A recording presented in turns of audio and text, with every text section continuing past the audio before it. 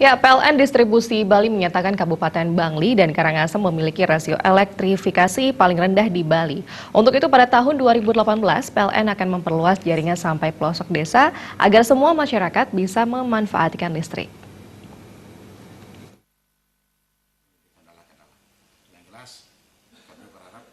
Menurut Deputi Manajer Komunikasi dan Bina Lingkungan PLN Distribusi Bali, I Gusti Ketut Putra, rasio elektrifikasi merupakan data perbandingan jumlah pelanggan listrik rumah tangga dan jumlah KK dalam masyarakat.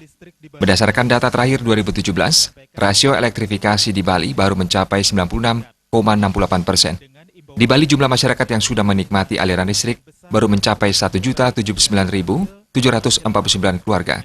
Dari jumlah tersebut, rasio elektrifikasi terbesar di atas 100% adalah Gianyar, Tabanan, dan Badung. Sementara rasio elektrifikasi rendah adalah Kabupaten Bangli, yakni 82,29% dan Karangasem 87,43%. Gusti Ali Putra mengatakan pada tahun 2018, PLN Distribusi Bali akhir tahun 2018 menargetkan rasio elektrifikasi mencapai 98,31%. Memenuhi target ini, PLN memperluas jaringan terutama di pelosok desa di Bali. Dukungan dari masyarakat dan berbagai pihak terkait informasi kebutuhan listrik sangat diharapkan, sehingga nantinya seluruh masyarakat di pelosok desa se-Bali, terutama daerah yang memiliki topografi pegunungan, dapat menikmati aliran listrik.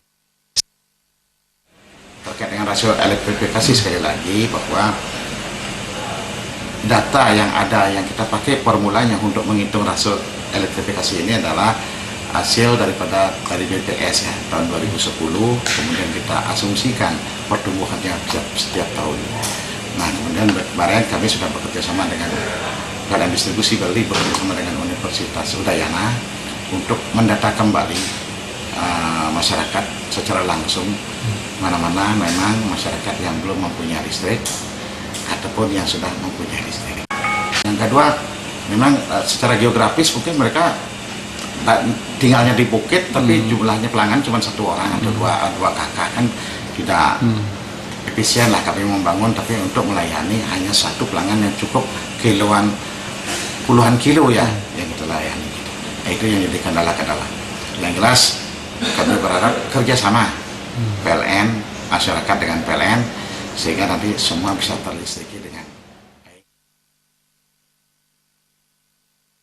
Diakui saat ini masih banyak dijumpai terutama di pedesaan, satu rumah tangga dengan 1 meteran kWh digunakan bagi kebutuhan 3 KK. Kedepan PLN Bali bekerja sama dengan unit survei rasio elektrifikasi pelanggan per desa di Kabupaten Kota se-Bali supaya memperoleh data lebih akurat. Agus Sudatmika, Bali.